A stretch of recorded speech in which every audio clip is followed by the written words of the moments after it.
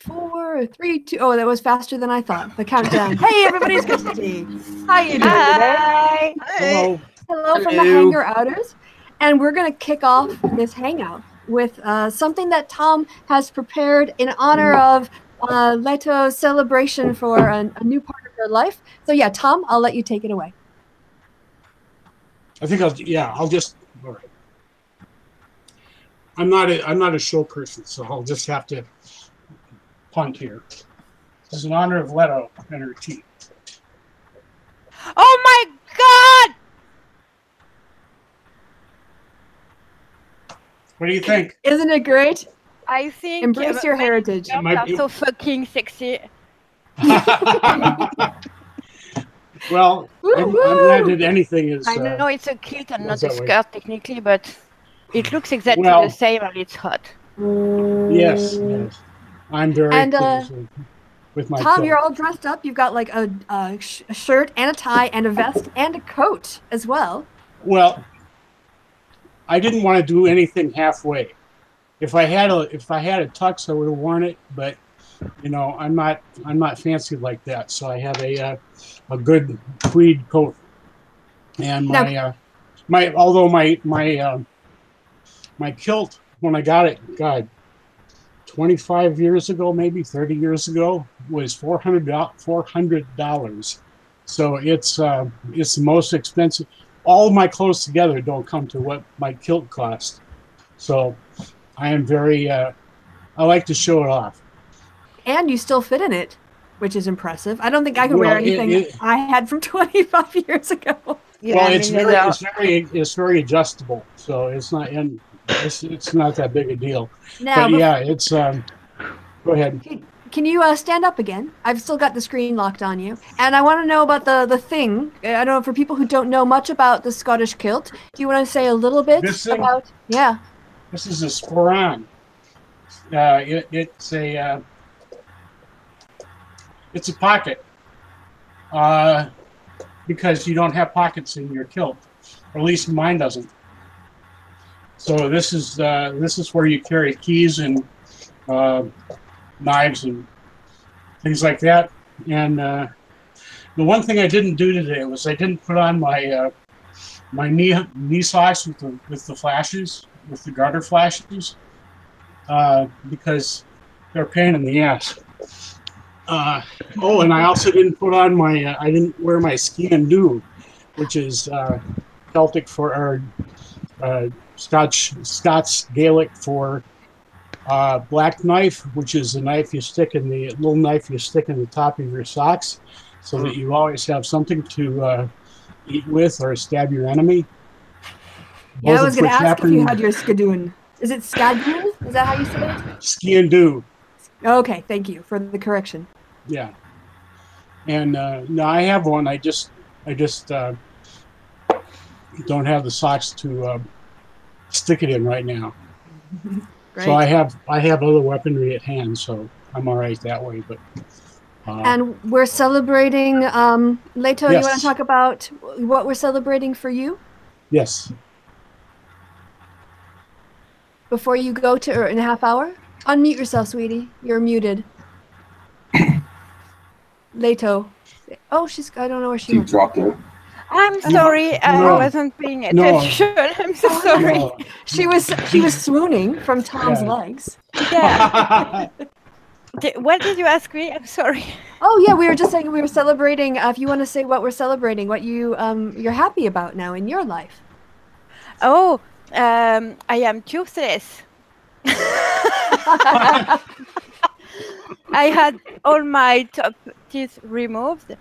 And I have some new one that I can't wear right now because I'm still. It was on Thursday, so I'm still a little sore in the gums department and bones, but it's mostly because of the needles with the aesthetics, anesthetics, not aesthetics. The thing because it wasn't a full anesthesia. Because it would have to have been at the hospital, and it wasn't convenient for me. So I was awake and kicking, and I heard everything. It was horrible. Yes. Because when a tooth is pulled, it makes a crack. I remember. And even if you don't feel it, you hear it. Yeah. It's pretty damn awful. And I had 7 left that were pulled one after another. So, but they were all women. The surgeon was a woman. The 2 persons assisting her were women, and they were so cool. And one was named Julie, like me. So that was cool. And they made jokes and all, and it wasn't such a bad time. But the needles are pretty painful, actually. Yeah. And you're because they go into the how you call it, the palate? The bone? Yeah. The top of the mouth. Mm-hmm. Yeah, the top of the mouth. So in front and in back of the tooth. So I think it's still sore because of that, but a little swollen. But I expect in a few days I'm going to be all better, and I'm super happy because my teeth are beautiful. Yes, they are. And we're happy for you. And white. Which I have been, before I stopped smoking cigarettes, I had smoked for 22 years. So my teeth hadn't been white for quite a long time. It's extremely pleasant. Yes. Well, we are very happy for you. We saw the photos, you smiling through the pain, probably, but you looked lovely. No, I was Yes, you still.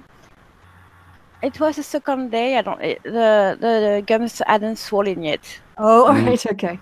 It hadn't started to heal, so it hadn't started to swollen. But do you think next month we can see you? I think yes, because the surgeon told me usually the gums are better in about 10 days. So. I don't know. Next week is my birthday, though, so I don't know if I will be on Steve's Hangout. Maybe I will be doing something else. I don't know yet. What day is your birthday next week? On Sunday, 25th. Oh, that's right. Because mine's the 24th. Yeah. Yeah. Happy birthdays. Yeah. I will be 39. Okay, I'll be closer to 50 than 40. I'll be 46. Both are children. Yeah, youngsters, right? How do we even buy beer? Kids today. How are we allowed to drive? Get off my I don't drive, actually. It's a pretty depressing age, I think. I think I will appreciate 40 better. It's the start of something, not the end of another one. I don't know. It's psychologically stupid, but. Well, and hopefully, like, you've gotten through a lot in the last years of your 30s. So you've set yourself up well for glorious, sunny, smiling 40s. Yeah, I know. Yeah. So anyway. And the winter is almost over, so hopefully arthritis will give me a break. I'm looking forward to it too. So yeah, I'm in pretty good mood. Good. Cool. Now, Jonathan, do you have anything? Do you have anything you want to share with us? Because we always look forward to your fashion sense. Oh my God.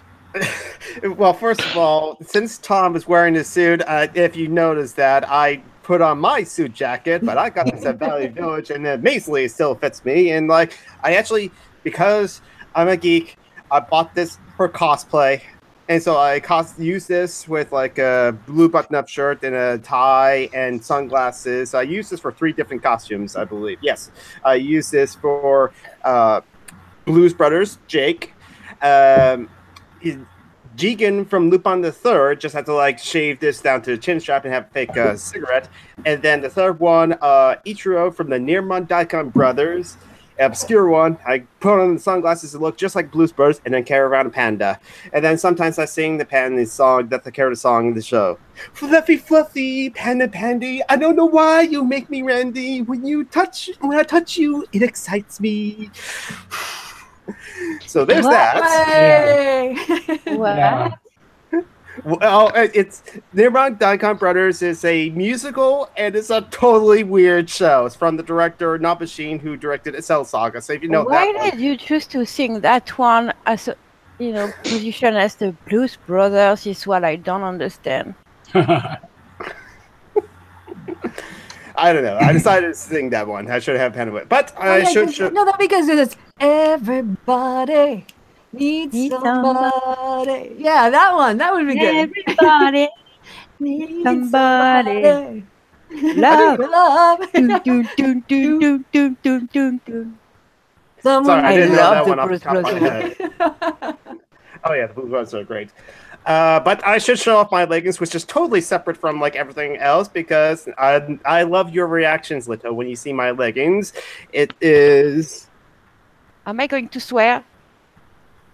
Oh, okay. They're super cool, but I can find something like that, so I'm not going to be all crazy. I think last month you really peaked, so those are cool, very good. Yeah, the Aquaman leggings. I don't know if you can top that because they are so mermaidy. That's what really triggered the hysterics in me.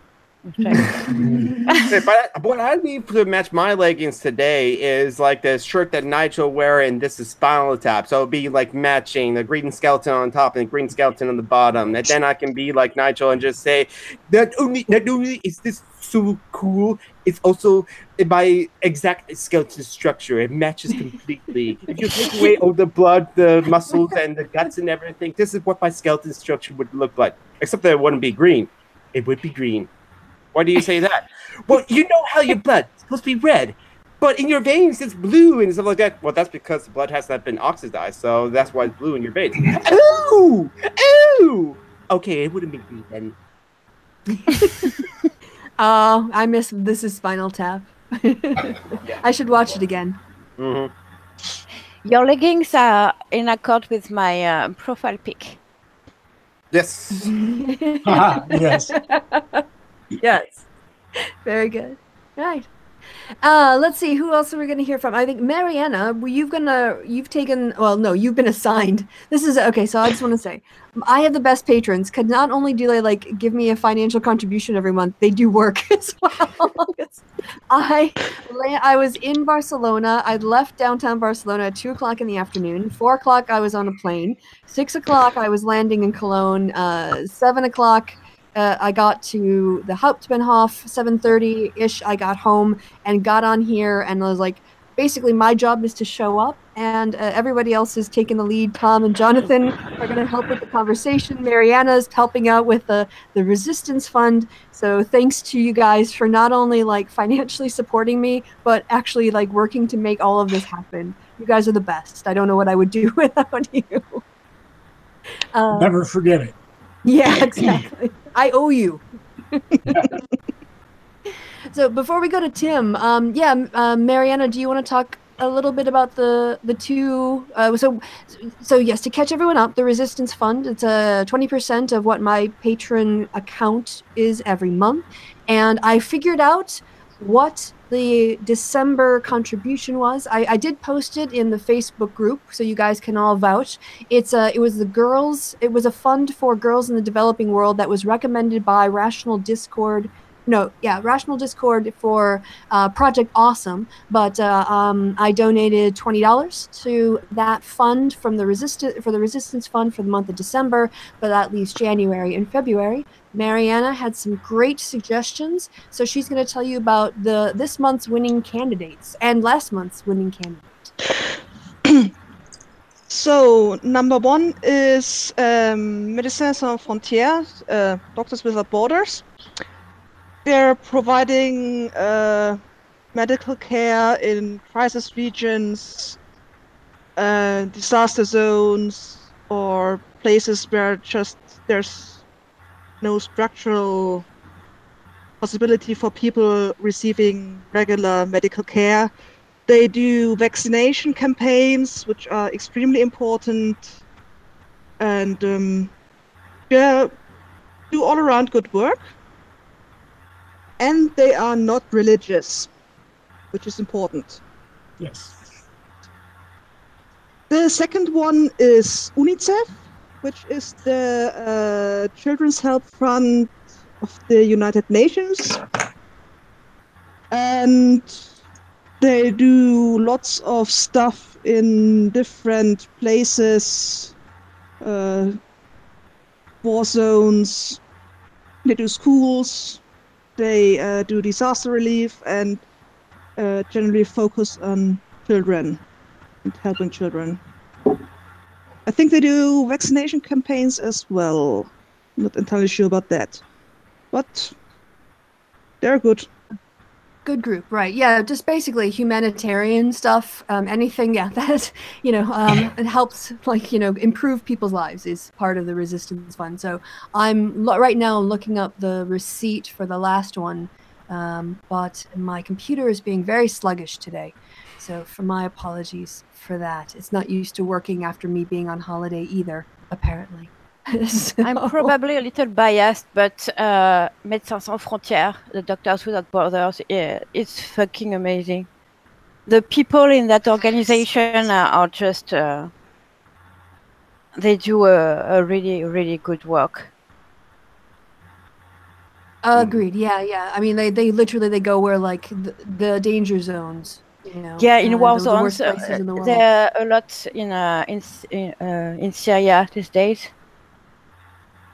Mm-hmm. And around Turkey and that.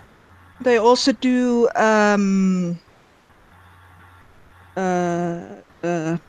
medical surgical corrections of birth deformities in various countries in Southeast Asia, like cleft palates. Depending on how bad the cleft palate is, a kid can't even suck, or can't learn to talk because the mouth isn't formed right.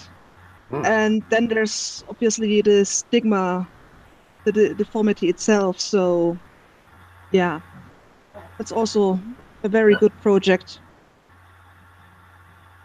Yeah. Very important. So great suggestions. I really appreciate them because it's hard to like come up with stuff every single month, and I've been going for a year now, and so my obvious ones are used up. By the way, on screen right now you should see the screenshot, and this was the receipt from the donation. Just again to be transparent that the money really does go where it is intended. So the donation went to She's the First, and yeah, it's a movement for quality girls' education.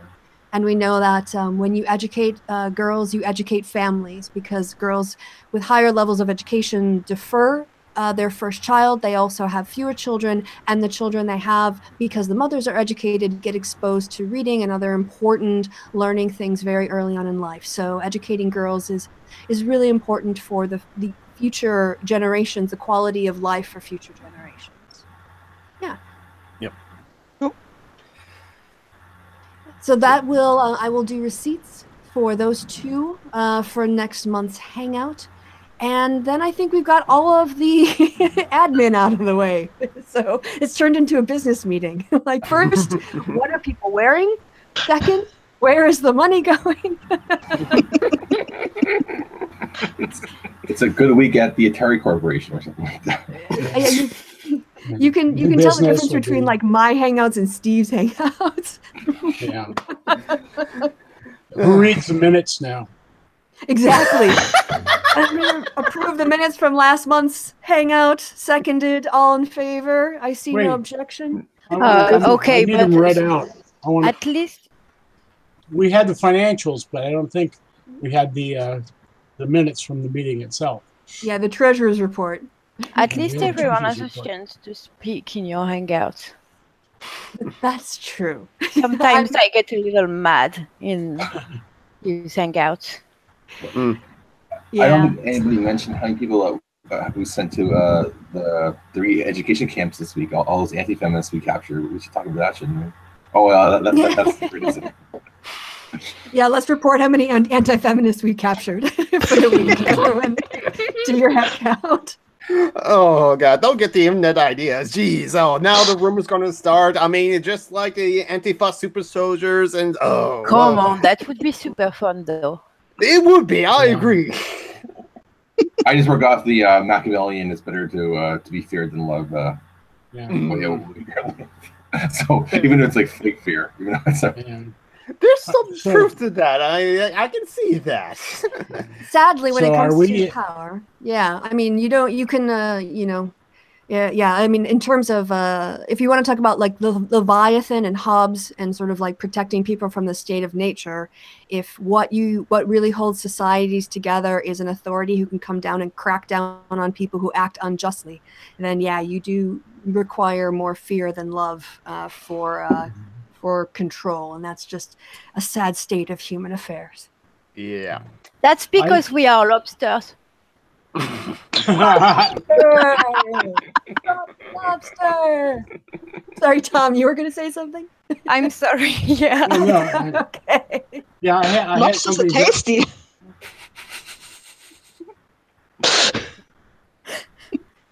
Yeah, I'm sorry, I broke the Hangout. No, I'm thinking about lobster. I'm going to have to. I have just enough to buy a couple of cheap frozen lobster tails. Going out. Since I live in an area of the world where lobster is a big industry for fishing, every so often they fish out a different colored one, like a blue one is common. They find, or purple sometimes, different colors, and they usually keep them alive because they're so rare.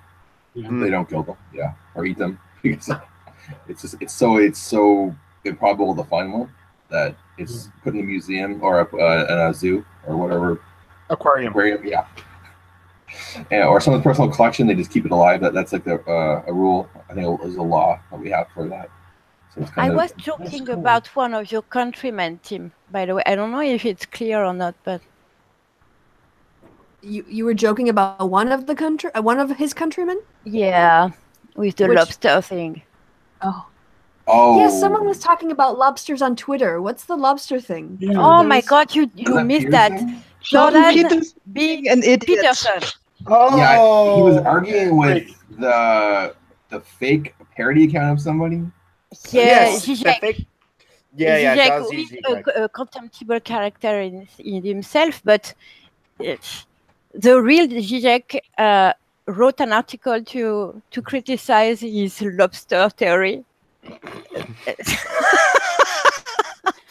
And Peterson started to pick a fight with a bot on Twitter who does quotes of Zizek. So it made my day yesterday. Yeah, I saw that. That was funny. That was very funny. I missed that. I will need someone to. Why can't Garrett still do stupid tweets? I'll have to go back and. I posted it in our special group. Because that's where I saw it. Because I was looking for the link for this earlier, or just to try to figure out what time this was going to happen, because I wasn't sure the exact time, my time. And I saw it, I'm like, oh, that's hilarious, because this person is supposed to be an intellectual, allegedly, and he doesn't realize it's not a real person. And I guess like Zizek either. That guy, he's not a real person either. He's not a real philosopher in my opinion, or a real author in my opinion. He's like, he can say some smart things. His Only for Philosophitude said when he reviewed or mentioned his book Violence, but what the good parts that Zizek has said in that book has been said multiple times, and he listed Only from Philosophitude listed like dozens of books that he thinks are much better. He fancies himself an anarchist, so I have a lot of things I could say about him. I really don't like him. He's a misogynist, he's a transphobic, he's a homophobic asshole, and I wish he dies in painful, I don't know, teeth fuckery, for example. Well, I don't know how these people come up in Canada. It's like, you think they would find like fosterization in like the U.S., but in Canada, I don't know where. I guess they exist here too. Apparently, I can't just ignore it. But I just think like he would have like a more kryptonite up here than maybe somewhere else to say what he says. But you know, I never heard of the guy until until the internet decided to let everybody know about him. He was not on my radar in terms of, you know, I guess he was an academic until he decided to, you know, I don't want to call trans people by their new names or whatever. That's what started his fame, right? Allegedly, yeah. He didn't want to call them by their, you know, their chosen name. He wanted to deaden them. Who are you talking about, Peterson? Right. Yeah. He was talking about Peterson, Jordan Peterson. He wasn't we were famous talking about. until, okay. Yeah, he wasn't famous until he decided, you know, he did that. Like I had never heard of him in terms of, you know, the research he does, because I do read that kind of research, and I never came up before. Yeah, he's not famous. Said he's quite good in his area of expertise. I think he knows it.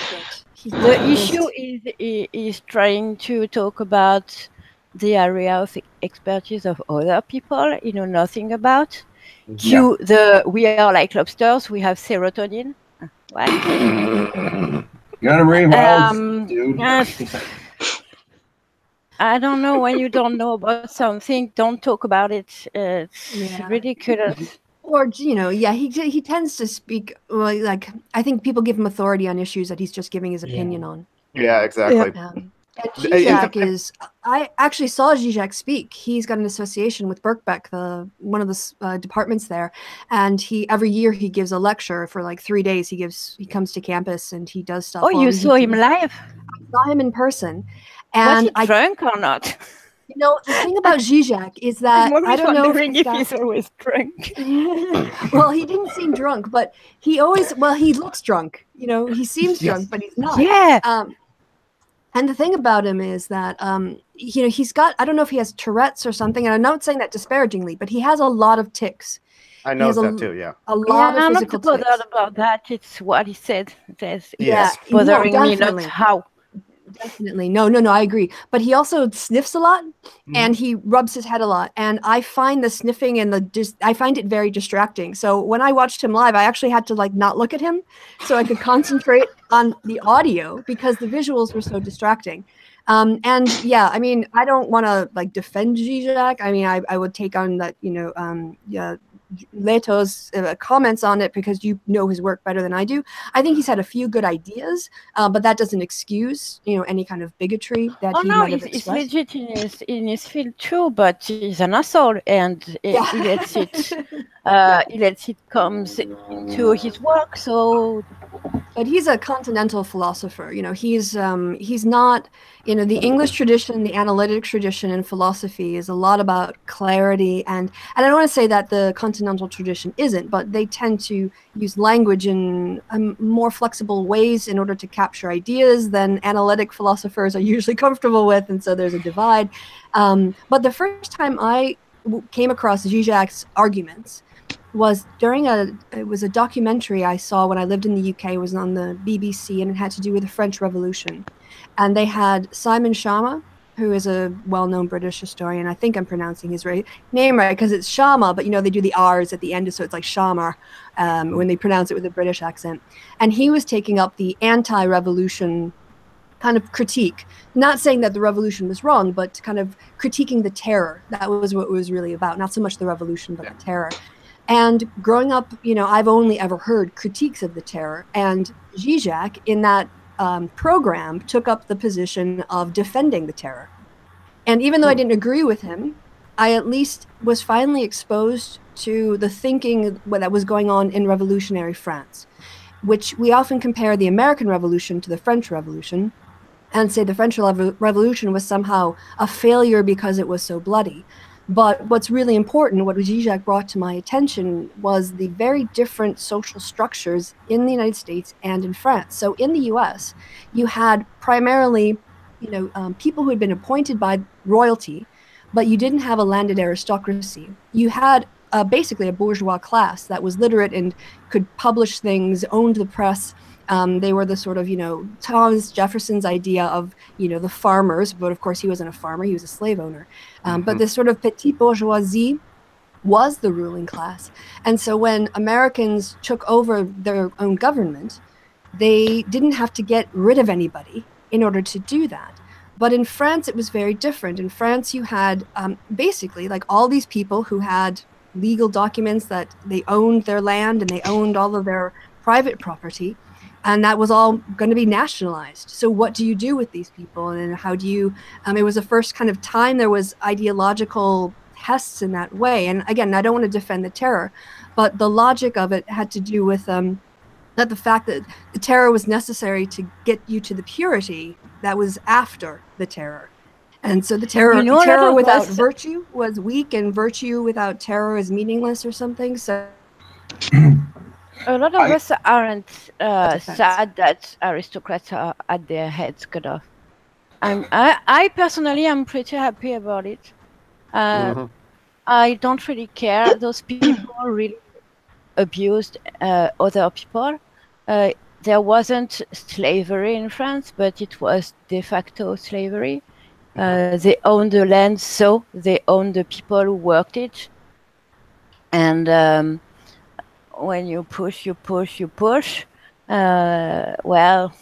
But it wasn't limited just to property owners. I mean, it was families and women who had no rights to property were also executed. Of course, but there were aristocrats too, so there wasn't a lot of discrimination in that area. I'm not saying everything was good, but I think the aristocrats had to die, literally. What did they do though? That I guess I'm not clear on. Because a lot of the clergy were also massive landowners, and the church they were killed too. Major landlord. Did you cut off a lot of priests' heads? You know, in France, we are ideologically atheists. It's and it's really getting out of hands now because it's used to go after Muslims. Yeah, and that's the same thing.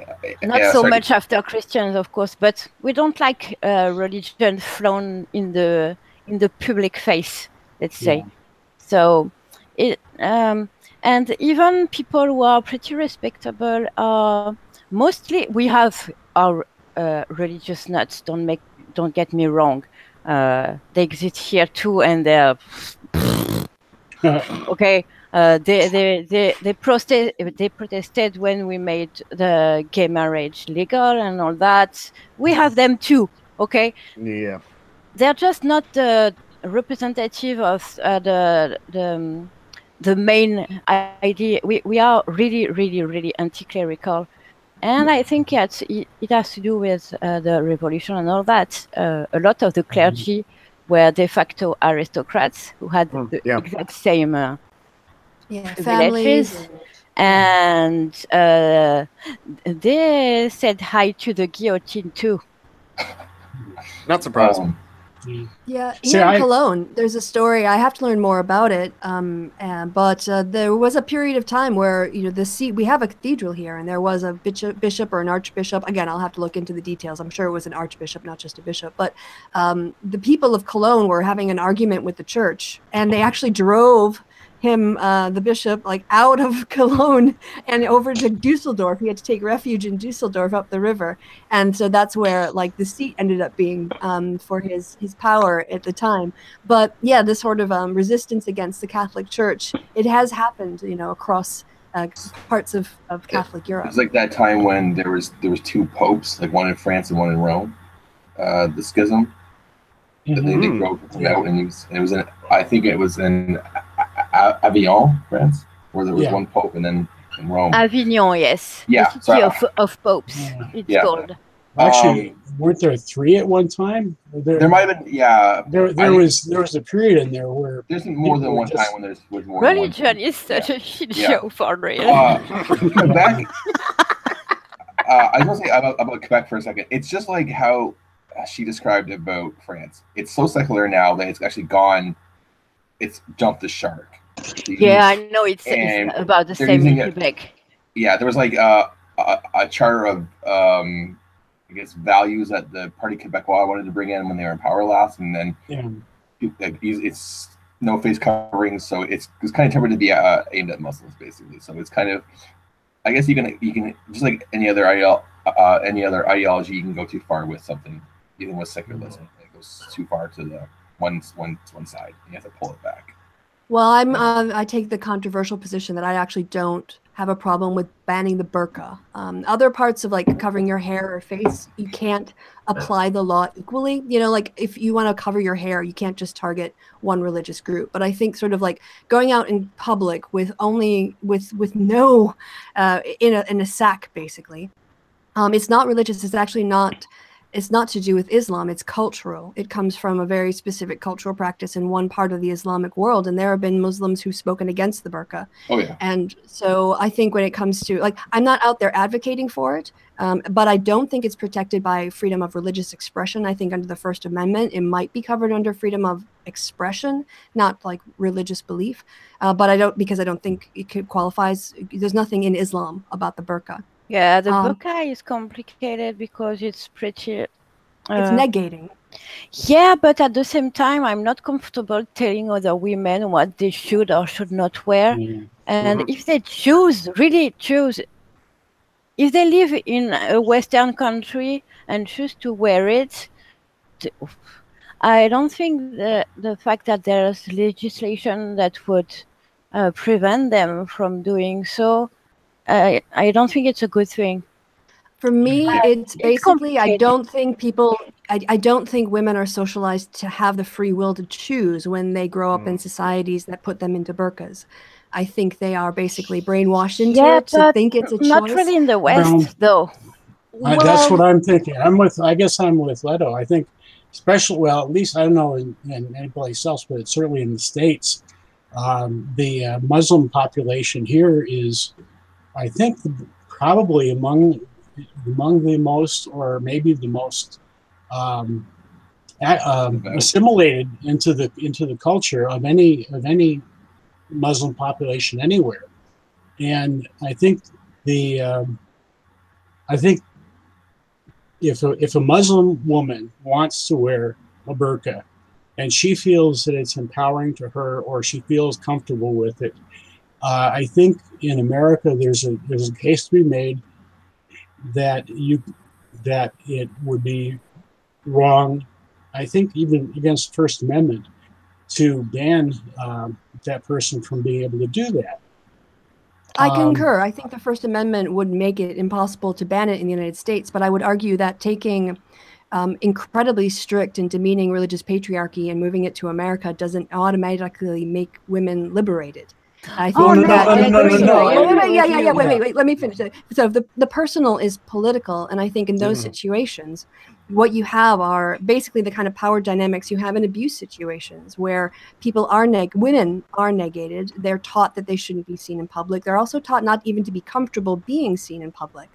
And so at least in the situations where they would have the opportunity to, you can still have the head covering and the niqab together. I don't think that there's any way you could really ban those. But the full burqa, I do think, is a special case that it's a physical demonstration of a power inequality that exists in the private sphere that manifests in the public sphere. And that was why I think it's a special case. So just to say, that's, and I just don't think that being in Canada or being in America protects Muslim women. We have girls that are getting married at the ages of 14 because men have sexually abused them and their families marry them off rather than have a scandal. Or younger, that was, and so, just because it's America doesn't mean that, girls here are safe and women here are safe. Just to that point, Kristi, quickly, actually, Dick Coughlin, in a couple of podcasts ago, he actually brought out the statistics of the people underage marriages across the U.S. And it's actually way more than I thought it was. Oh yeah, it was. Everybody's heard that podcast that he did, and it's and it's mostly Christian. He's 10, I think. I hope you see the quotes I put around because. And that wasn't even Muslims. It was like I assume white people probably. Christians. I did a video on this, and there are efforts. There's a group that's working to basically raise the age of consent to marriage to 16 or 18 in all 50 states. And I actually think 18 is better because you're not a legal adult. You're not ready to make that. I wouldn't actually have a problem with 21. Make it the same age for drinking. But 18, at least, if you can vote and you can serve in the military, then yeah, you can enter into a lifelong legal contract. But 16, 14, 15? Yeah. I'm surprised it was like that low for marriage and stuff like that. And no, I remember hearing this before, because that should be a contradiction anyway. If their age of consent in certain states or across the United States is 18, why is it we allow girls to not have sex but then get married? That's so bizarre. So that means that guys can, go and date a girl if you sort of meet their parents and groom them and marry them at 14 or 15, keep them till they're 21, then divorce them and go after another girl, and that just basically be pedophiles legally. Yes, exactly.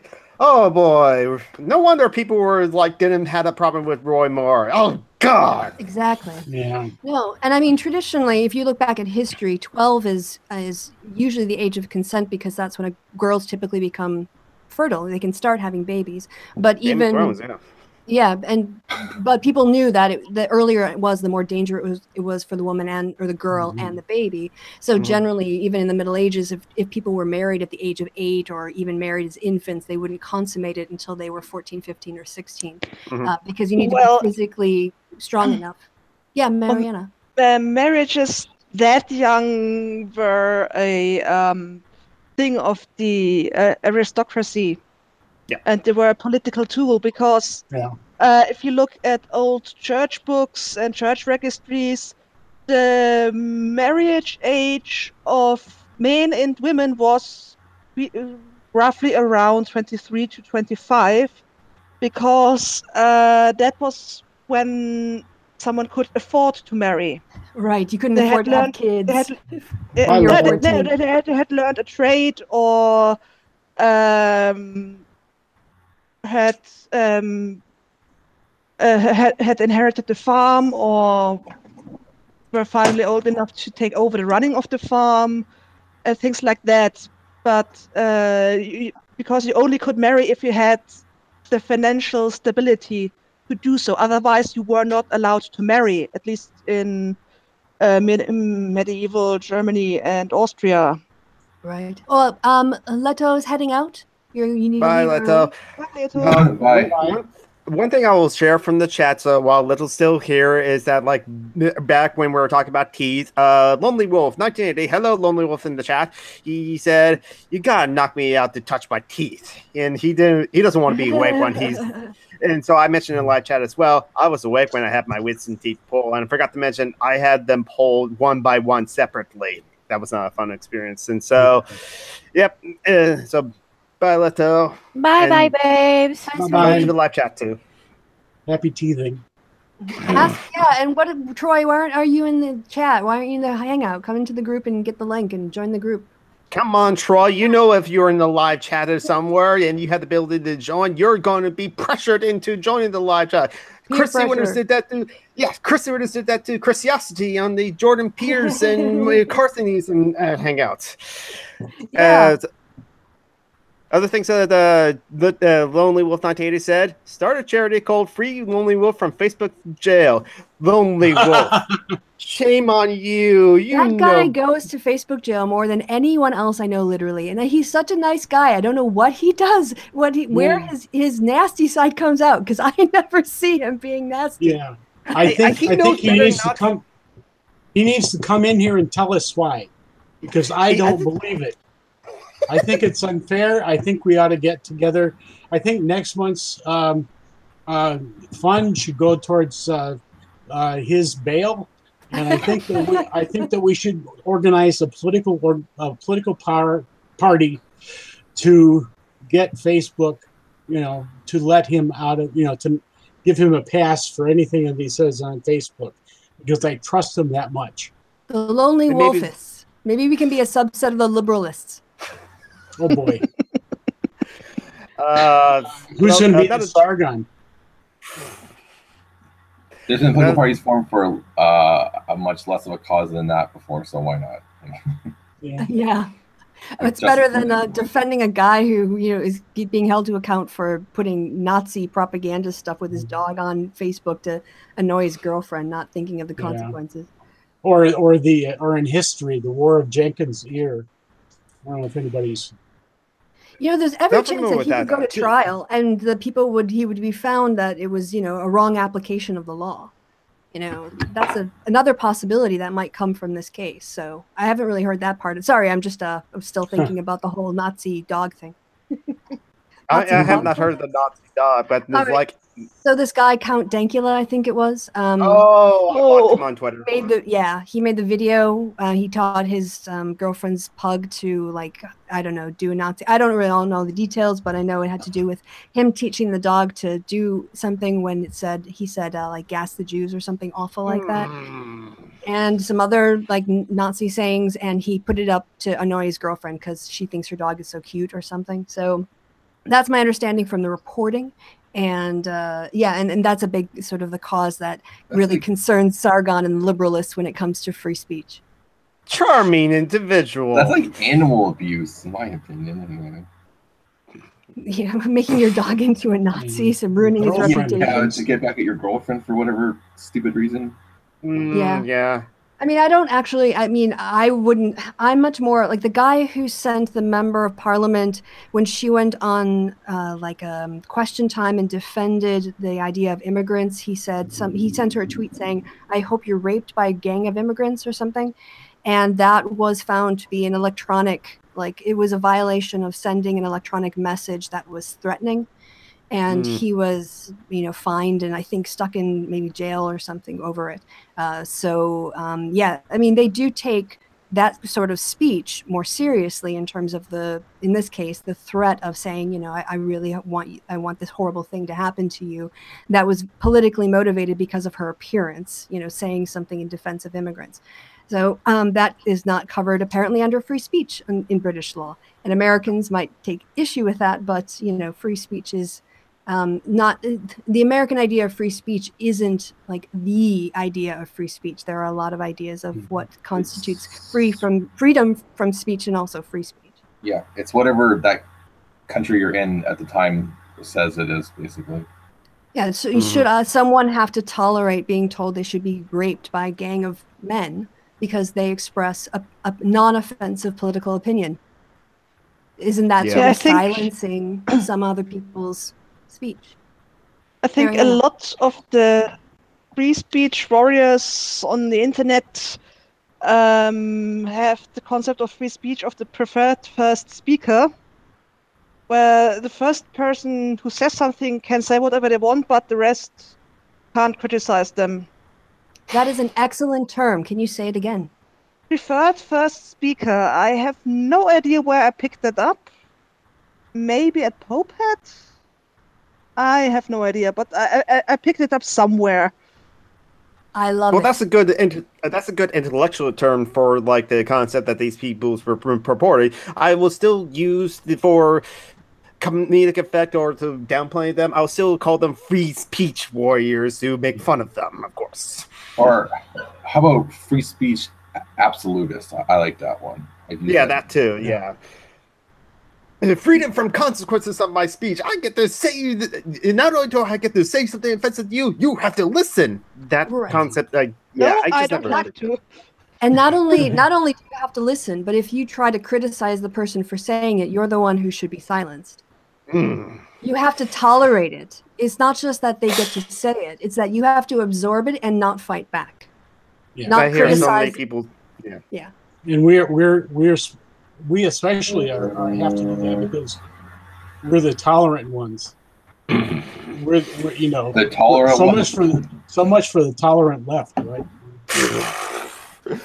Oh God, yeah, that's the problem with the left. They're not tolerant enough. Or what? Like the right that was so tolerant of like mildly innocuous that it wasn't until he was advocating for like 13-year-old boys having a romantic, intimate relationships with 28-year-old men that they get. I was like, yeah, you can be so tolerant to be intolerant. The paradox of tolerance. Yeah, my favorite meme on that is from Normandy Beach and from the landing craft and all these American GIs. Well, it happened to be an American beach. American GIs going up on shore, and the meme and the little bubble speech bubble coming from the German side said to us, "So much for the tolerant left." It was better than the original. So, yes. I have funny. I have odd ideas about what's funny. Yeah, no, me, Kevin Logan, me, Ashley, and American Anarchist were on Owen McDonald's 400 subscriber hangout. And yeah, we were being sarcastic and we say, well, of course, the Nazis were defeated by good argumentations. All swaps of Germany was fought by good argumentation. I mean, D-Day stands for debate day and stuff like that, as Kevin Logan said. So yeah, we were being sarcastic, of course, as we are now as well. Well, I do think that a part of that free speech absolutism, what it tends to overshadow or not even engage with, is the idea that in order for there to be free speech, there has to be a zone of safety, as it were, where if you express your views, you shouldn't receive threats to your life or your person or other things that would intimidate you into silence, because there is no free speech if you don't feel you can express your views. Now, that's not to say you shouldn't be criticized, but the criticism should be aimed at the arguments. The difference between, a threat and a criticism is a threat is directed at an individual, whereas a critique is about an idea or an argument. And so that is what is required for there to be a public exchange. And that's what, if they want, that you need to have. And so what do you do? And the question is, what do you do about neo-Nazis in that situation? Again, I think as much as I am personally revolt, and okay, you know what, I'm coming from a position of privilege, because other than being Slavic, I am not really a target of annihilation or forced, an exodus from my home country with what people in neo-Nazi circles say when it comes to other people who are Americans. But as much as I am revolted by them, I think the best way to expose them is to expose their ideas, not attack them as people. We are joined by Lonely Wolf. Yeah. You came into the peer pressure. Yeah, get him some mint jelly because he's on the lam. Oh boy, jeez. Oh man. Can I mute you? Can I mute my her? computer was slow. Because usually you can't sort of stream or anything like that while usually if I'm uploading it, because I had a video that was uploading and that's like took about an hour to get in. I froze too. Yeah, so we were just discussing, about free speech absolutism, but I also kind of put Jonathan and Tom in charge of running the show in case I was too tired to. Well, it doesn't seem like you're all that tired. You seem kind of energized, in fact. Yeah, well, yeah, I guess so. Barcelona was really nice, and so I've come back in a good mood. Yeah. So that was fun. I've got video. I tried to do editing on my phone a little, I did clips of myself while I was there, and when I went to the big cathedral, Sagrada Familia. My Spanish is terrible. I'm not even sure that's the right way of saying it. And other modern thing. Yes, and another Gaudi architectural design, and the city of Barcelona a little bit. And it's so amazing in the downtown area. They, if you walk down a normal European modern city street, it'll have sort of, modern pavement.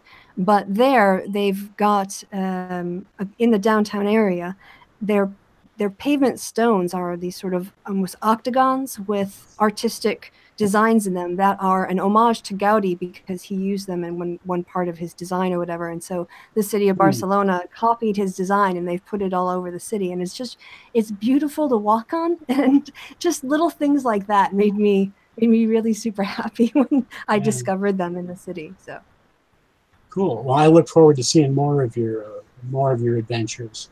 I'm curious though about Troy. What did you do to get in Facebook jail? It's the memes. Like I think it's getting to the stage now where they're getting really, really strict because it's.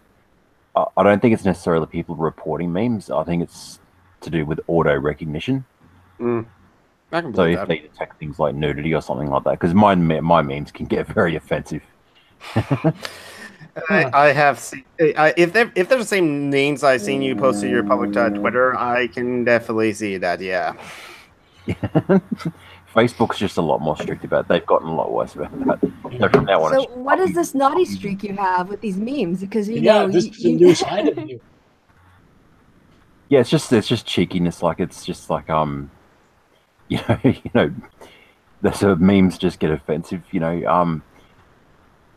But yeah, as I said before, from now on, it's nothing but kittens and puppy dogs and all my things. Twitter lets me get away with a little bit more, but Facebook just won't let me do much. Yeah. So what is the usual sentence? How long do they normally stick you in jail for? 2 days, and then because it happened like 24 hours apart, then the next one was 7 days. That's a pity, because I was trying to because I'm trying to organize because I've got this really awesome interview that I'm about to do with someone I know on Facebook, but I only know because they're not YouTubers, they're only on Facebook, and it's about like sex positive parenting, because she's a very big sex positive activist and also an atheist activist. She's been on the news a couple of times for she's very, very outspoken. Tim, were you about to say something? Oh, I was gonna say there's at least one. It's a board game. It's a meme board game where you put the card on an easel, and then yes. It's like Cards Against Humanity, but you have to sort of put a saying into the meme. So basically, what you're doing is you're making your own memes, but in real life, but putting the text into the picture, effectively. And yeah, I wasn't very good at when I played it on Friday, but my friend was like really good because he's a bit younger than me, so and he makes his own. And it's kind of, but there was some that I never even heard of on there, like all these pictures. Of course, there's like some like there's that take all your bases one, which is a really old one, and then I remember all your bases. That's a really old one. Then there's like the dog. Well, it's the really. It's like a corgi. His name is Doge, I think, or something like that. And then there was like at least 5 or 6 Pepe the Frog ones, like in this group of just in this one game that I play. Like, what's all the Pepe the Frog memes? Like, jeez. Yeah. But remember, the alt-right's being sued by the creator of Pepe the Frog, so they're getting their comeuppance, and the creator is taking back Pepe. Good for him. Agreed. Yeah, because I used to like him. I thought it was funny before the alt-right was using it. Yeah, it was. I didn't even think it was too bad until like maybe a year and a half ago when the whole Kyrgyzstani or all that kicked off, and I'm like telling the people I'm with, because I don't think they know about the whole alt-right and association with Pepe, because they're not like as political or like in this kind of world as I am. So I said, well, this is basically a racist like white power symbol now, pretty much. Yeah, that's how I see it too. So I have blocked. You go ahead, Tim. Okay. I have blocked people who've like had like Kek or Kyrgyzstani in their like location on Twitter. It's like, nope, I'm not gonna bother with that. I'm sure there are some people that like they literally just believe it's just like a meme or it's just like anti-identity politics and stuff like that. But it looks so close to a Nazi war flag or anything like that. It's just a color swap. It's like, how can a normie will tell the difference and stuff like that? And that's why I say it's just better to disassociate with that kind of crowd, in my opinion. Oh, yeah. If someone follows me and I go to their, because I screen my follows, I would have so many more followers. I'd probably dump like, 10 a week, at least, sometimes in a day.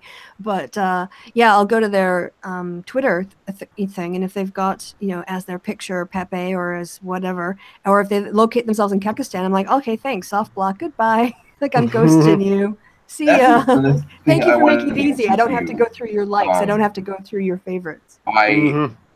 Whenever I Google your Patreon page, Kristi, it's like the results are all these like bearing and all these other things. Like it's like never your actual page. I'm like, why is Google like this? Like, shouldn't they have like the actual person as the top one because they have their own Patreon and it's like I had to go back like 3 or 4 pages before I found it. Your actual page on.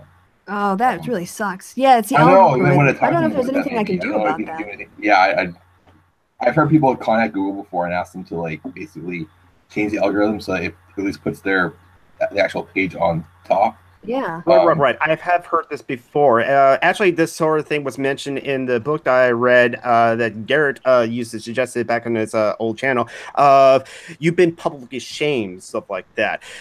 Because of some people's instances where they get like publicly shamed on Twitter for like a joke that didn't land or like something that they thought was funny that people did not take as funny. There's actually like companies that you can pay to like you go and basically search a person and say search something else to like and click on other results on like the second page or the third page or positive results further down so that the negative results of the negative news stories or stuff like that can go onto like second or the third page of Google and stuff like that. And I remember to like a similar extent there was like someone on Twitter, like a game developer that was following that got into bad terms with the Kotaku and Action subreddit, the Gamergate subreddit, that she asked her followers to like Google her name and click on positive results to like change the algorithm and stuff like that, because yeah, that can happen. And maybe what we have to do for Kristi Winters is like when we Google Kristi Winters, click on like her channel or the positive results as opposed to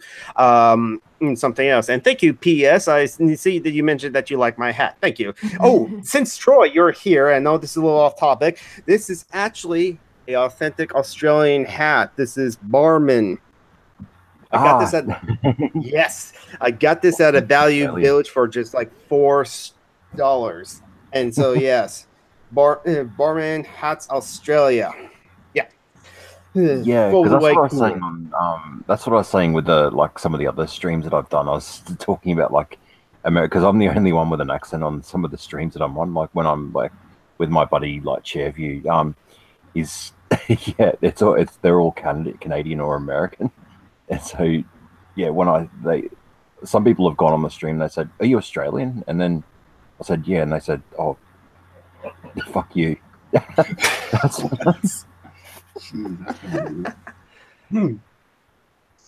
I noticed you bird in your avatar too, Troy. Yeah, I made a slight modification because that's kind of a big. Because yeah, because often I'm on Chairview show and he's like his avatar's a bird. And his channel's a fundraiser for, I think it's muscular dystrophy or something like that. So that's what confined him to a wheelchair. And so yeah, when you got his bird and you got my little bird appears, then you know it's kind of a branding thing.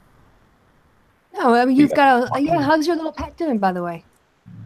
He's learning how to because it's turned out to be a male, I think, because it's learning how to speak and whistling a lot of tunes. And he can be sometimes kind of loud on the streams you're on, right? Oh, yes.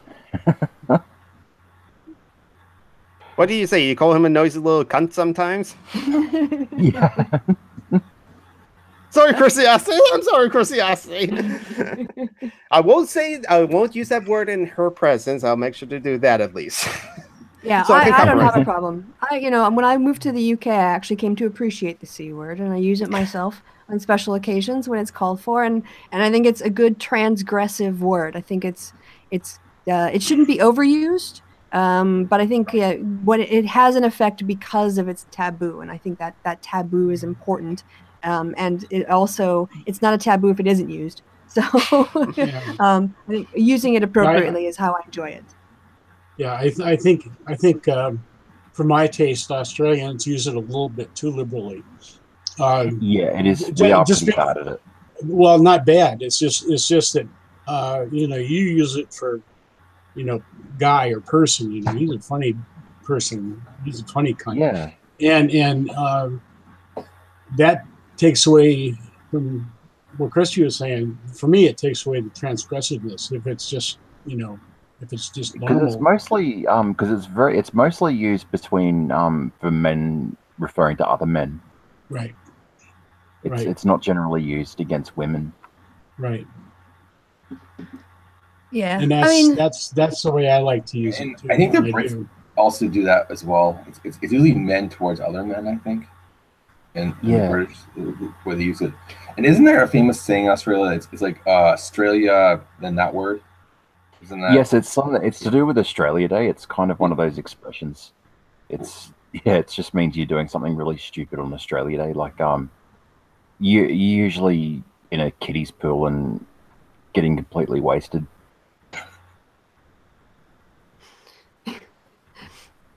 So sounds like Friday night. Sounds like Friday night next door at the bar I live next to. Yeah, but I was watching television because Kristi actually watches one of our Australian TV shows. Like it's a cooking reality show, and tonight it was this season's really good because they got so many different countries, and tonight I got to see how Russians cook, and I was thinking, oh, that's like. I was thinking I don't like the idea of that, but maybe it would be an acquired taste if I had it. But then they pulled out the dessert, and it was a white Russian pudding, and I thought, oh god, yeah, I'd love to have that. Yeah, the recipes will be on the website. So yeah, it totally got me into cooking in a completely new way, on like a very highbrow sort of, the idea of portions and sizes and mixing things and presentation and the art of it and what you want to convey in a meal, and so yeah, I really like it a lot. My kitchen rules. The round that they're having now, is really cool because it was there were some really strange ingredients. There was a brother and sister. They were from the Tasmania part, and they were using truffles for everything. They were using it in mashed potato, and they used what did they use? They used this brie cheese, but they mixed it up with truffles, and so I'd never try something like that. It looks like an expensive dirt, but apparently they must have been good because they were getting rave reviews for their food. Yeah, there are things that I've seen on that show done that would never have occurred to me when it comes to the use of food. And some are disastrous, some are brilliant. Yeah, the white Russian pudding, that was a stroke of genius because it was taking like a cocktail. And that's my favorite cocktail, by the way. Okay. Like it's a bastardized version in Australia. We don't do it properly. Apparently it's supposed to be melted white chocolate. But it's probably my favorite cocktail in the world, and the idea of somebody making a dessert out of that's just amazing.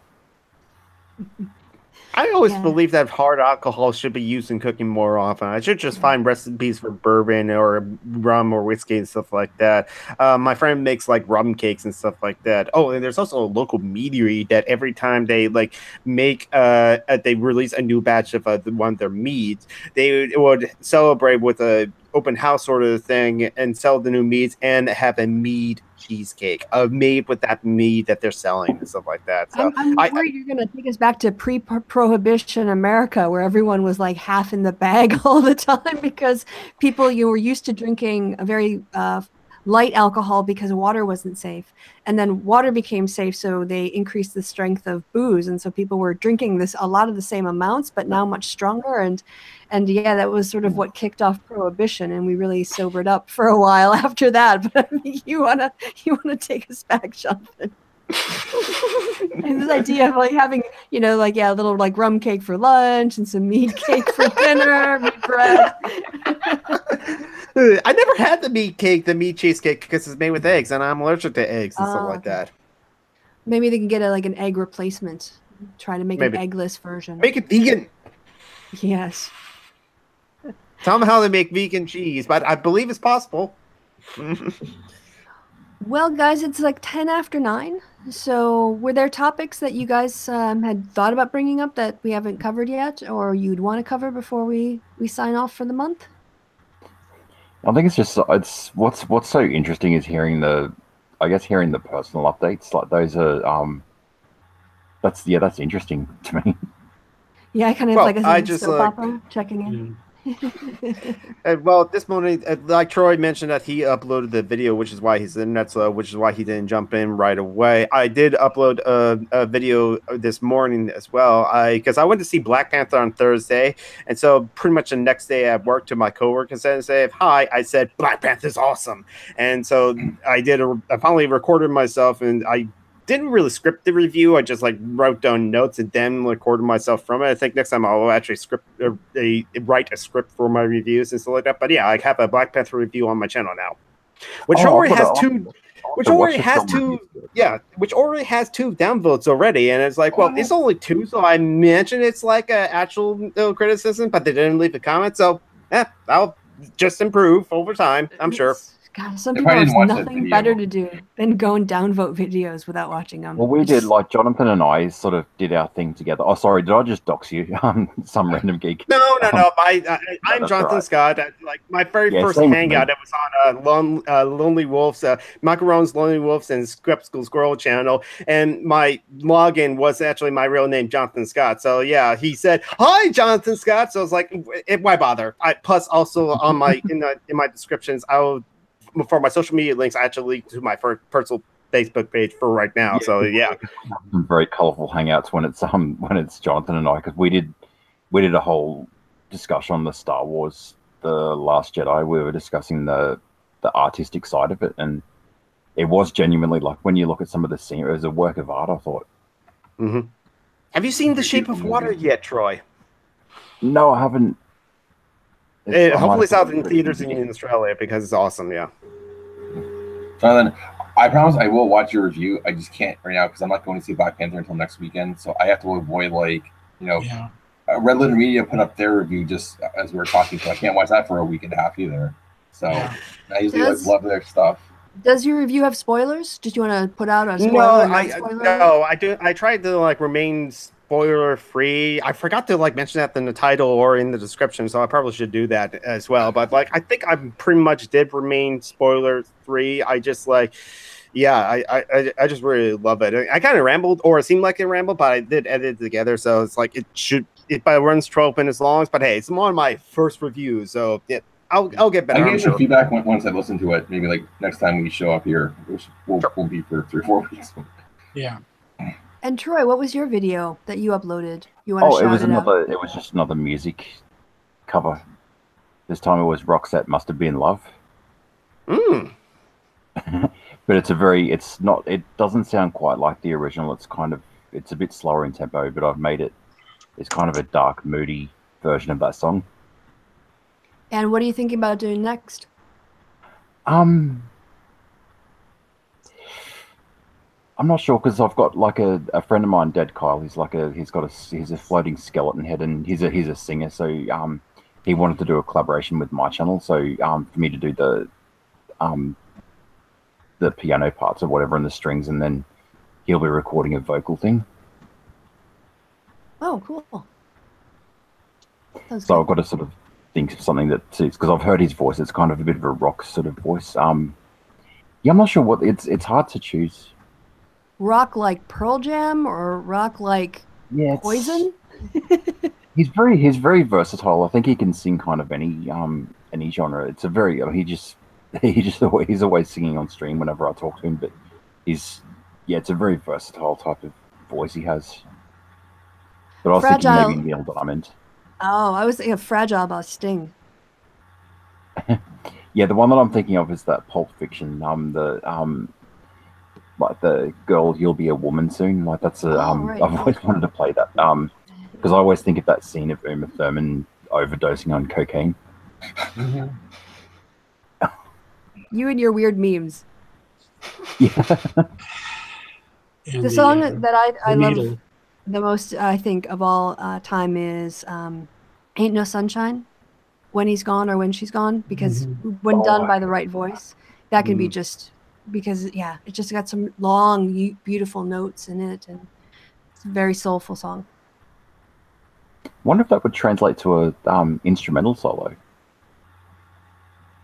I could try. There's only one way to find out. Adam Ramsofter mentioned in a live chat as well. When Uma Thurman's character overdosed on heroin, not cocaine, she used to snort cocaine, and so she mistaken John Travolta's character's heroin for cocaine, and that's how she overdosed. So just a minor correction there. Correction. Yes. Oh, I didn't know that. Yeah, because he only had baggies or whatever it was that normally heroin comes in. Or cocaine comes in. She thought it was cocaine, and when it was heroin.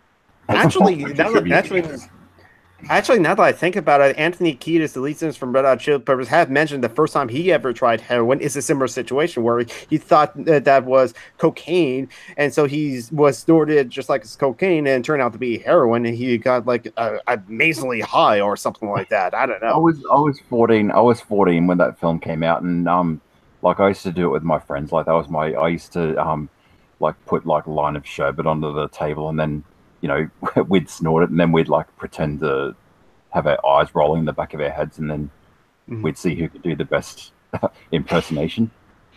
And then you have to get the stab by adrenaline with the long needle. Did I stab her 3 times? I don't fucking stab her 3 times. Stab her once in the heart. God, please. God, that. All right, go ahead. Sorry, Tom. Did I bring back bad memories?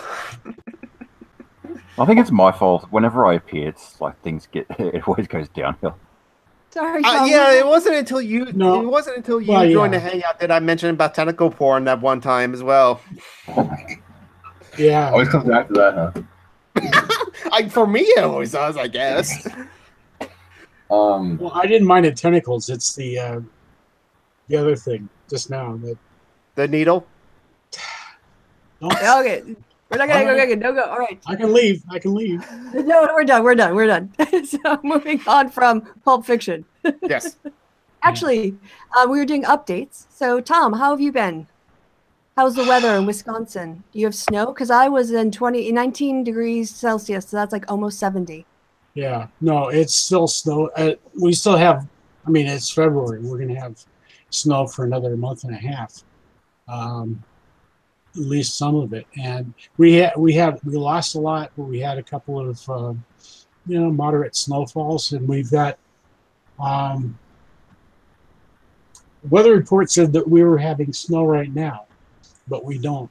I don't see any, but we're supposed to have a few inches tomorrow, and then into tomorrow night and into Tuesday, so we'll get a little bit of that back. The problem is that I don't know if it's global warming or what's going on, but a lot of what we're getting these days is starts with warm days, and then we go into drizzle and ice, and then it snows. So we have that kind of hazard. Otherwise, for me, what's been going on? Yeah, because that's the kind of snow where you go out with your boots and the top layer is snow, so you crunch, but underneath it's crushed down and compressed and then frozen into ice because the temperature drops, and so you slide, and that's why it's a bit tricky to navigate that stuff. Yeah. And when the snow is like a white fine, it's not even clumpy snow; it's just like really fine. Then it just slides with you, so it's even worse. Yeah. Different kinds of snow, Yeah, it's getting the Eskimo words for snow. We have the same words, it's just that we use adjectives in front of them. Otherwise, not much going on. I'm doing what I always do, which is a little bit of not much, mostly on the internet. And I had one question, way back. You talked about this Zizek fellow. Yeah. Yes. I'm not familiar with him. Do you know how to spell his name? Well, what I could do, which is easier, is recommend a talk that he gave that made me think a lot. And it's done in an animation style by the the RSA. And the title of it is First as Tragedy, Then as Farce. So if in YouTube you Google RSA First as Tragedy, it will pop up from the search engine. And in it, he discusses Oscar Wilde's notion that you can't solve the problems of private property with charity from private property. And he ties it to corporate social responsibility, where as you taking part in the capitalist system by using, say, fair trade coffee beans, you feel like you're doing something good because people are getting paid a bit more, but what you're really doing, he would argue, is actually perpetuating the problem of exploitation in capitalism instead of actually making it impossible for there to be poverty in the first place. So it's quite a challenging argument to our notions of charity, at least I think in the West. And it's all done with pictures, which makes it kind of fun to watch. I just posted a link into the group chat to a video from Ollie from Philosophy Tude. By the way, everyone, subscribe to Ollie from Philosophy Tude. That's when I've been getting a lot of my philosophies and a lot of book recommendations. He's the one that recommended the book to me, Susie Faluti's Backlash. And yes, I did get a copy to my younger brother, which he did not enjoy that. I think my older brother also sent him a copy. So while he got one copy from me in the stocking, he got another copy from our older brother, and so he was really not happy after that. But I find that very funny. So the video I posted in the group chat is a video that Ollie from Philosophy Dude did critiquing Zizek as violence, and that's how you spell it, with all of those ampersands on the Z's and all that stuff. So so there's that, and that's also a decent video about like some of the critiques that Ollie had of the book, including like an ableist slur that was in like the book that like he felt like, man, you could have just like done without that. And so going to show that like maybe Zizek is an asshole.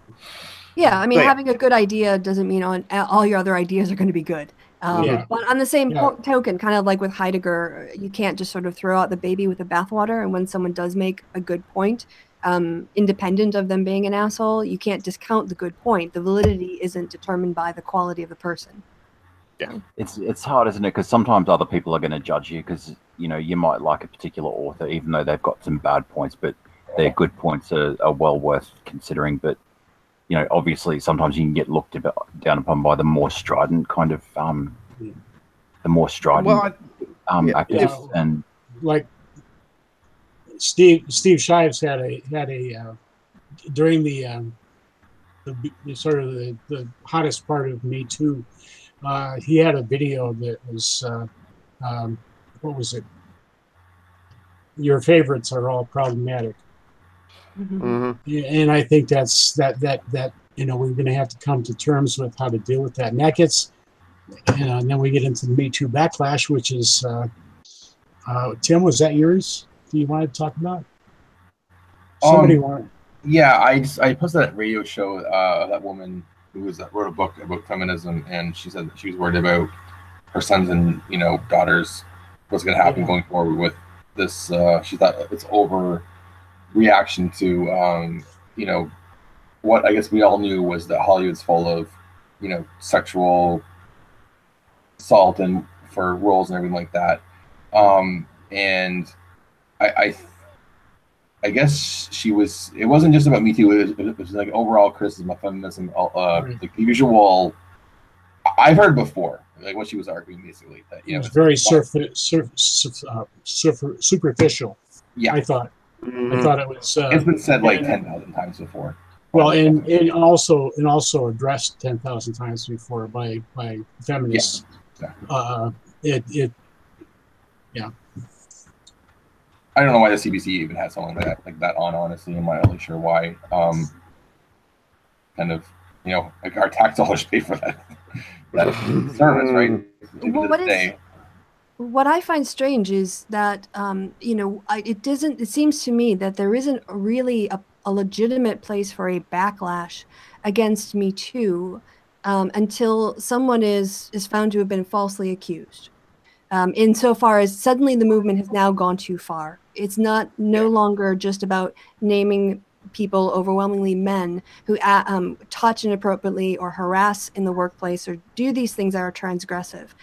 It seems to me until a movement actually transgresses that boundary, there isn't really a legitimate critique for a backlash, while it is still exposing people who are can be credibly accused. And I think what the backlash is about is maybe perhaps wanting to go more back to what we had before Me Too, which is assuming innocence until she proves him guilty, as opposed to using the credibility of the accusations and holding off on judgment until more evidence comes out. If you listen to Paul, I really hate the way that Elam has done that because, effectively that's his thing. as like the head of, he's kind of the Pope of the MRA, and Yeah, you know, and that's his shtick. He wants to protect, you know, men from being falsely accused, but at the same time, he's throwing away the testimonies of men who are the victims of these things. So you've completely thrown that out. But I guess on the MRA front, like I guess the best thing about the development is there's the branches, like the men's liberation is usually a movement that you associate with something positive, like it doesn't have the same connotation as MRA, and it seems to be more common. Like I'm seeing it a lot more on Twitter. Like there are more pages that are legitimately very healthy kind of movements that are not that swerve away from that poorly lamb stuff. It's the sort of stuff that I've been doing for the last sort of 2 years, and you know, now it's good to see that there's more Twitter accounts that are doing this thing. I like the language of men's liberation, because this patriarchy oppresses men too, and we've talked about women's lib for since the 1970s, and there is a corollary in men's lib in terms of the way that patriarchy oppresses women is of course gendered, and it has been spoken out against longer, but there is a critical mass of men who see toxic masculinity, not that masculinity is toxic, but that parts of it have been toxified. And can be reconstructed in healthy ways. And men need to be liberated from the old ways of valuing masculine, what it means to be a man or what it means to be masculine, away from things like emotional repression, which we know can lead to things like depression and suicide and mass shootings in the United States, because men don't feel like they can express their emotions. So finding healthy ways for men to express themselves and still feel like men. Because if they're men and they're doing it, then it's a masculine thing.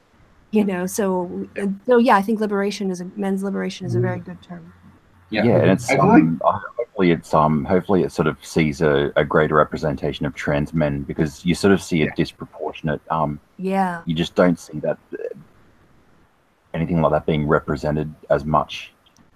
And I actually, when I look at the trans community, I see trans women. I can't think of many famous trans men. That are kind of like, talking right now. There might have been like, in the past, but when you think about big names, it's all trans women. And so, yeah, I think men's liberation, by including trans men, give trans men a place, in a sort of an effort to mainstream redefining masculinity for a modern age. Yeah, because that's something that I always try to think. That's what I try to branch out to in my own channel, is to have a few videos just addressing the awareness, saying that we need to have a greater visibility for trans men. Yeah, exactly. In fact, like even Michael Rowlands, like a few months ago, or something like that, asked, "Hey, wait a minute! On Twitter, I know many trans women and stuff like that, but are there any trans men out there and stuff like that?" And so I did, So I did actually mention, "Hey, have you know like this person, Jacob Hope Chapman? He was on thatguyless.com when he was a girl, but now he still is senior associate editor at the Anime News Network and stuff like that." So I just like tag him in that Twitter thread, and like now Mike Rollins follows him, and yeah, there's only like there's like also Claudia Landing, I think. Claudia Brown did like a video responding to a person who was responding to one of his videos and stuff like that. And so yeah, there's not and of course Micaiah B. We all love Micaiah B. She's awesome. He's awesome. My apologies.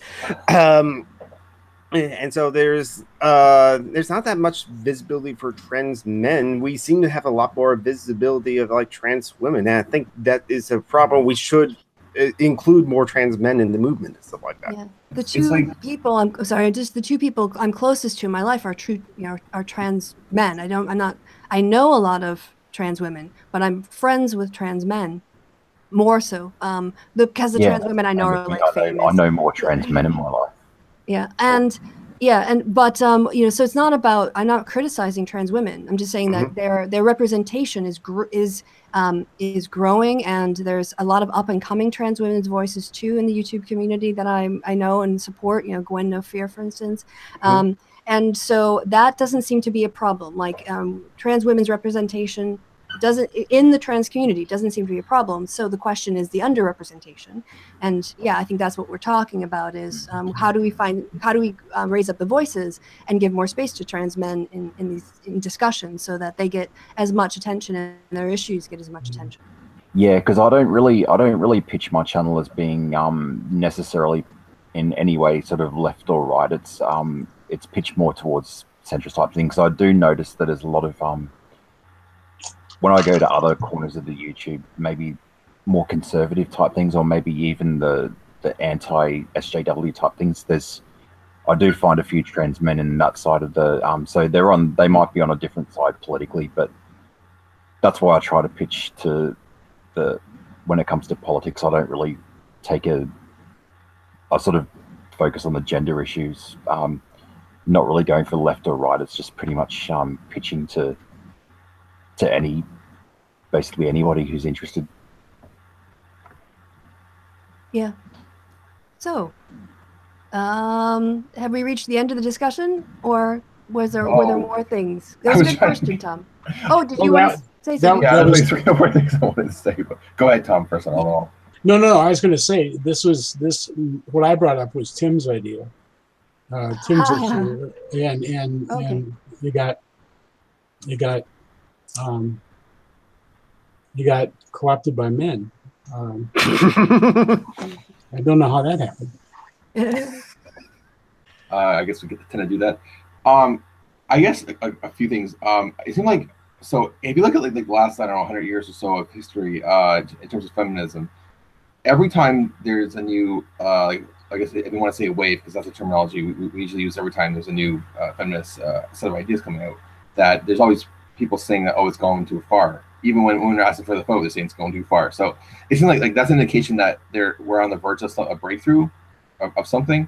So I think that just keep pushing forward in that case. And when people say stuff like that, I don't see a lot of trans men out there. I just was thinking that I think if you guys are talking about that, I guess there's an opportunity there for someone to come in and fill that void on YouTube or in just the internet in general, because I really can't think of any at all that I've ever watched. Most of them, I've known people that transitioned from a man to a woman who are on YouTube, but I don't know anybody who was a woman that was a man. So there's probably there's a need for that people to fill out that demographic for and so we can understand that point of view better. Yeah. And I guess thirdly, just with there was this. His name is Patrick Brown. He was the leader of the Conservative Party in Ontario. He resigned because he was accused of sexual harassment, but then there was a contradiction in one of their stories. So he's trying to run for the leadership again of this party, but I don't think it's going to work out too well for him. So he's actually damaging his own party by trying to run again, even though he's still being accused of sexual harassment by several other women. And the one he has said that was a contradiction is that she was saying that, well, he still sexually harassed me. Maybe it was a different time of the year than I originally thought it was, but it still happened. So he's like, "Oh, I'm innocent now because of that." I'm like, well, that doesn't really prove anything. What's his name? That sounds familiar. Patrick Brown. He was the leader of the Ontario Progressive Conservative Party in Ontario, Canada. And I think that's what I heard about. Yeah. So he's now trying to run again. I've never seen this before, where someone resigned because of sexual harassment and they're running for their old job again. I think they're going to win, even though he wasn't really exonerated. It's just because there's one woman out of like 5, she may have got the time of year wrong, based on there's conflicting statements in this one case, and he thinks that, oh, I can get my old job back now because that makes it go. So, I don't know. It's just kind of sad that he thinks that. But. Yeah, but I guess that if it was multiple accusations, and you say it was one person, I think a reasonable, voter, if he resigned over it, would look at that and go, one little, especially if it was years ago. I mean, it's hard to always remember when things happen time of year unless it was around a seasonal thing for me. So if it was just like a random work thing in the middle of the year, I can understand why you might get the time of year wrong if you're working indoors and not outdoors. Yeah, and it was just that one minor contradiction in that one case out of the multiple people that accused him, women, and he seems justified to. I was like, why would you resign in the first place if you were innocent? Like, yeah, people, you apparently he has a lot of support allegedly in the party membership in that party, because that's who's going to be voting for him or for the new leader of this party in March. And the thing is, there's an election in Ontario in June, so this is like whole thing is like just causing more headaches for his political party, because he should just get out of there and just let them choose a new leader who's not tainted by this, and they can go forward and try to, salvage this, because they were supposed to win the next election in Ontario, and I think they're going to lose now because of this probably. So. I think sometimes part of being a politician is falling on the proverbial sword, like Al Franken. Although he didn't really fall on his sword, he like went out pouting about it. But it is, your party really can't move on while you're there. Yeah. And that's the thing is, if you taint yourself, it's not about you anymore. If what you care about are the issues, you have to find a different way of working on them. So, but on the Me Too thing, whatever people talk about, backlash, I think that the movement is still going forward, and it's not just about women coming forward now. They're setting up, I talked to Natalie Alford about this and Time's Up, and the idea of setting up legal funds to help women who can't afford, to have a case against their employer who is sexually abusing or harassing them. And the issues, too, around women who are undocumented and their particular vulnerabilities to this kind of exploitation because they don't feel like they can go to the police, and raising those issues and presenting the moral problem, or sanctuary cities where people feel can work without being sexually harassed on the job. Is that more important, or do you want to take people, who are victims and victimize them twice by making them either choose between going to the police and being possibly deported, probably deported under Trump, or continue to be victimized? Is that America? So I don't think Me Too is going anywhere, because there's an sort of a straw that broke the camel's back, and there are a lot of women and men who aren't going back. Yeah, there was a Frontline documentary about women who are working in certain companies. They were Mexican immigrants, I believe. I'm not sure if they are illegal or not. I guess it doesn't really matter in this case, but they were sexually harassed and raped in some cases by their employers, and they couldn't, speak up about it because they didn't want to lose their status and all that. So it was basically about the lawyers that helped them get settlements from these cases.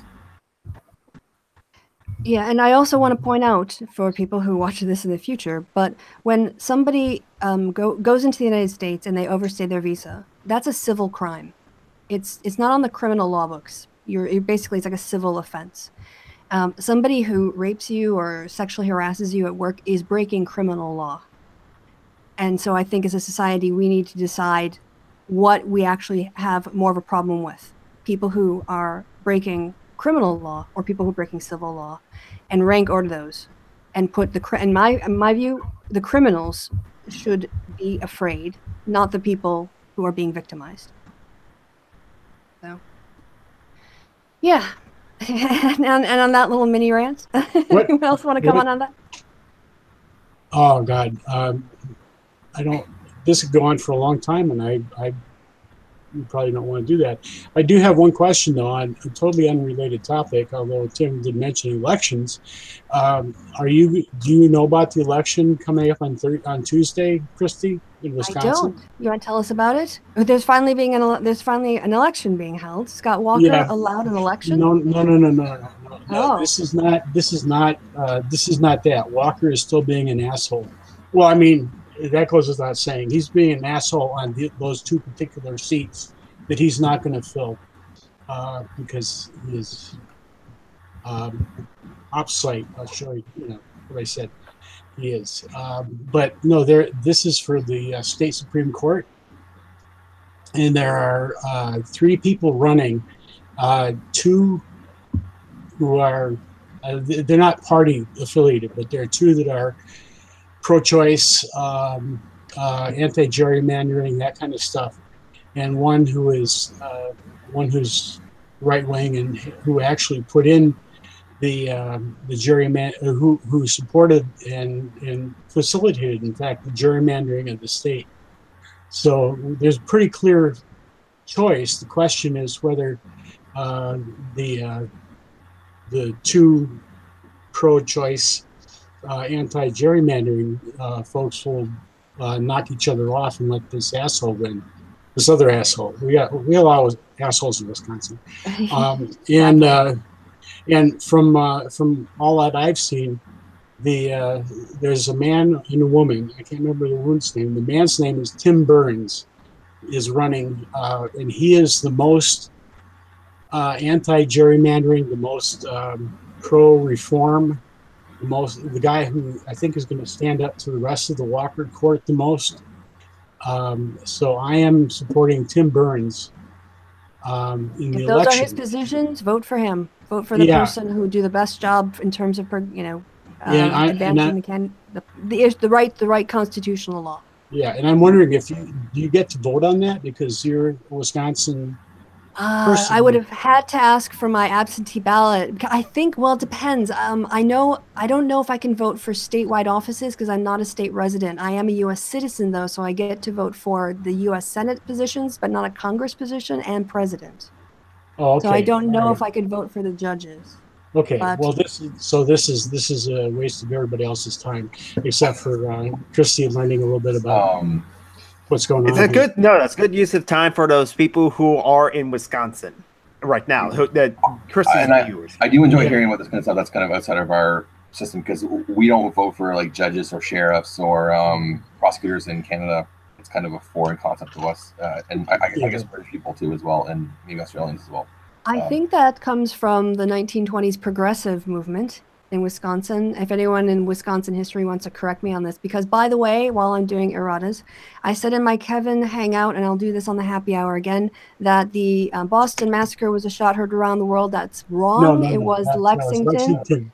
Yeah. Yes, so I wanted to make that correction because I was corrected in the comments, and I was remembering that. It was like, wait a minute, it's not that I remember.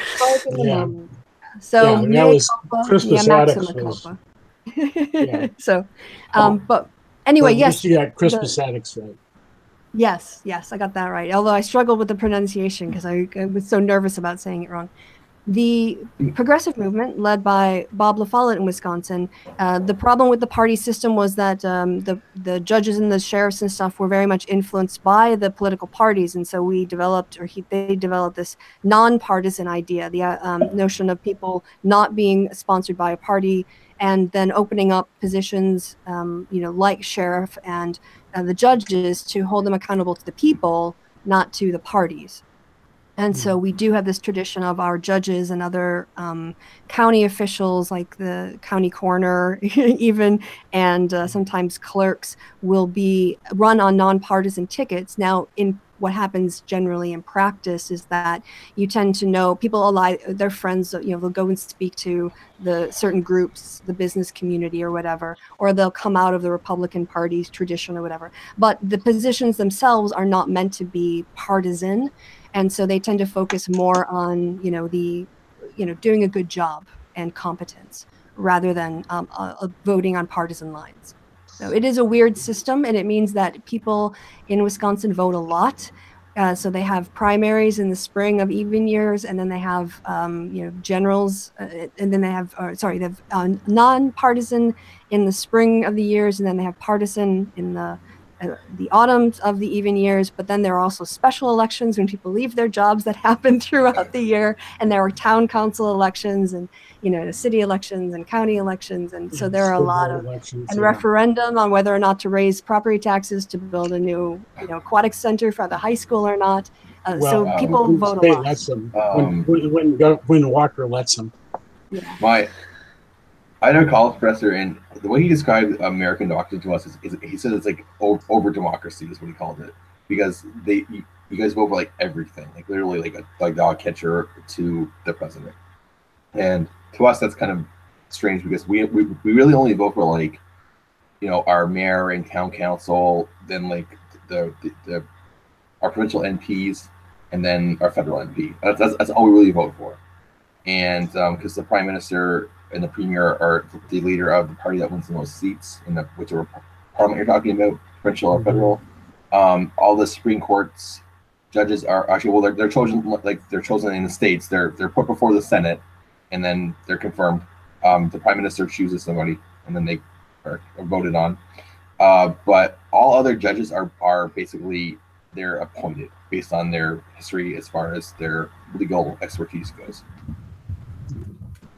Yeah, in Wisconsin at least, it's, and I think maybe across the country, since Citizens United, it's who has the most money. It's money is free speech. Yeah, well, yeah. I just read. Go ahead. I just finished reading the audiobook for Dark Money and how the history of how billionaires funded like Citizens United and all that stuff, and the Koch brothers and the DeVos family and all that stuff. Yeah, that's how we got started. Yeah. Okay, yeah, well, we'll see you later, Lonely Wolf. I also have to let go soon because I'm scheduled to donate platelets at 1, and that's 15 minutes away. On a Sunday? I do that on Sunday always and stuff like that because the Blood Wars Northwest is open on the Sunday anyway. So cool, yeah. So I've been donating like either every week or every other week as often that they allow me to. But so a couple of things from the live chat. Matthew is in the live chat. He said, "Hey kids, hello from backstage at intermission. Gotta get back to it. Have fun." And Matthew also said to Tom, you look professional today. Spiffy. That's right. And so thank you. Yes, and also Adam Rainstopper asked you, Tim, who's that standing on the tracks by the tunnel in your pick? It's a bunch of English railway workers. I used it for an article I wrote on the website where I teach English as a second language, using a cover photo, and I just threw it in there one day because I had a really kind of risque picture of this dude with like no shirt on. It was like my troll picture for my Trump's Trump's wife's secret lover. Yeah, it's like it's implying that he's a cuck basically, and I use that word. Sorry, pardon me. Anyway. No, cuck is allowed. We just don't like it being called. So that was a dirty word, maybe because it's used towards people in a derogatory way nowadays, and the way it's not used in the past. Yeah. Adam Rainstopper said that he thought it was the Clash. Maybe that's where I got it. It's some kind of, they take a picture there, but I thought it was just some old. There is a year stamped on top of, which I can't see. It's like 18 or something like that. 1882, I think. Yeah. So it's some it's really old photo. I just thought it looked good. Pretty much. Cool. All right, guys. And if that's it from the chat, then. Yeah. Pretty much, yeah. Cool. All right, then. All that's left to be said to the 12 viewers who are hanging out with us is that you guys have been awesome. My patrons have been awesome. I've been Kristi, and goodbye from me, and goodbye from my patrons. Say goodbye, guys. Bye, goodbye, guys. See you later, everyone.